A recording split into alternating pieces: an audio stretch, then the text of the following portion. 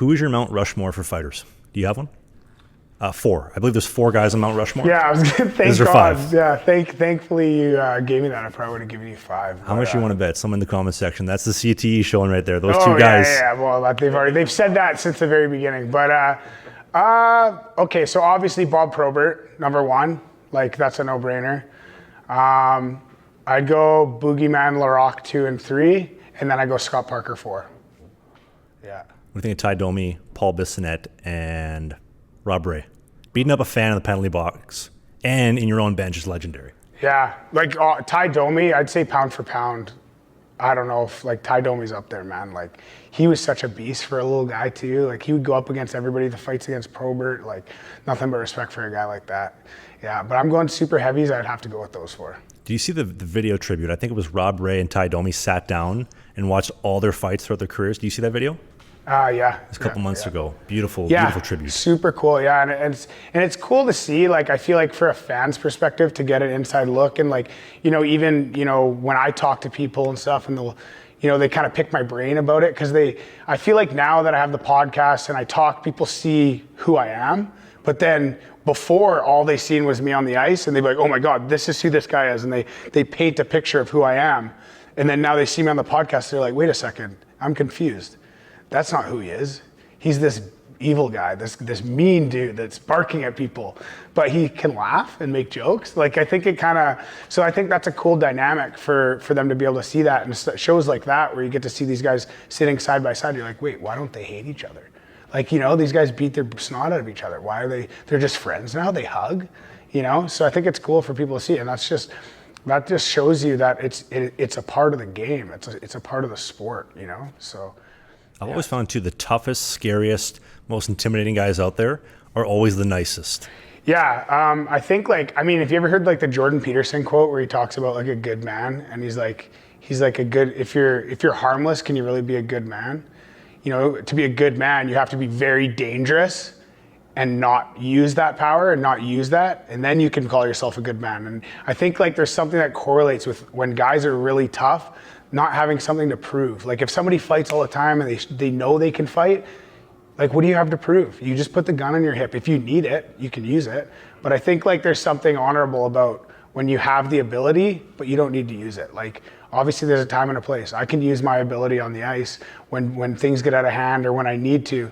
But I mean, you'd never catch me off the ice fighting somebody, unless it was to protect somebody, or unless it was out of like my heart, like what I felt in my heart I needed to do. Not something like I would never be barking at somebody. And I think that's like a misconception a lot of people give big tough guys and fighters and stuff like that.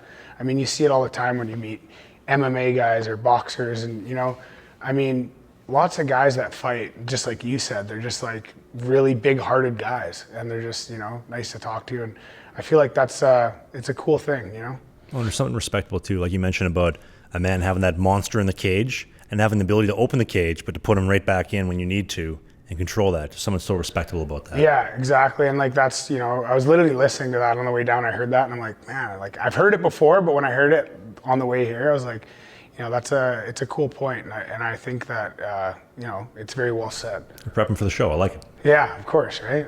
Big question for you. Can you show us the Jello nose? The Jello nose? Yeah. Oh yeah. Oh, what's the angle right over here?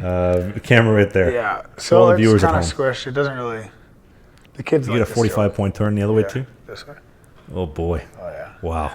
Yeah, so I got, when I couldn't breathe through this thing for a couple of years. It broke bad. Dennis Sicard, I don't know if you ever knew who this guy was, but he's probably 5'7". Like me, I feel like I might give him an inch here, but he was a little dude. And I played against him in the SP, and he wouldn't wear shoulder pads, ever. Never wore shoulder pads, and he'd wear a jersey that was way too big for him. And he'd fight anybody. And when I'd fight this guy, you couldn't tie him up because he was swimming in this giant jersey. And I mean, my nose had been broken a few times before, but this guy put one on my nose this one time, and it just crushed it, broke it bad. So I couldn't breathe through my nose for years. It was probably like 2 or 3 years. Finally, I get into a doctor, in Canada, which, takes 9 months to get in, takes 9 months to see the specialist. Easy, boy. Another Easy. 9 months. Another Don't 9 get us months. canceled. Yeah. And then, so then I finally get my surgery, and I remember I had these like fat Slurpee straw splints up my nose for a week. finally I was able to pull them out. And I go to the doctor's office and he pulls these things out of my nose. And I could breathe, and I was like, oh, it was just the best feeling ever. I was literally teary-eyed. I gave the doctor the biggest hug. He like went to shake my hand, and I just gave him the biggest hug. I'm like, thank you, man. It was so great. And he's like, yeah, like I actually helped you out. Like I know you fight and stuff like that. So we actually got rid of some of the cartilage in your nose. So I think he cauterized a lot of the veins and stuff up there. So I got a jello nose, man. I get punched on the nose. I don't really bleed, just on the bottom side. So it's kind of nice. That's awesome. Thanks, Doc. That's one of a kind. Yeah. Does anybody else have that, or that you know of, or just you? Yeah. Hey, if you enjoyed this video, hit the subscribe button. We do a new podcast every single Sunday during the season called Sling the Biscuit. It is a non-mainstream hockey podcast. So we talk about my hockey career, the minor pros, Spain, the Fed, you name it, all the stuff that you won't hear in the mainstream news. Music, Pop culture. politics. Thanks for watching this video, and we'll see you soon. Peace.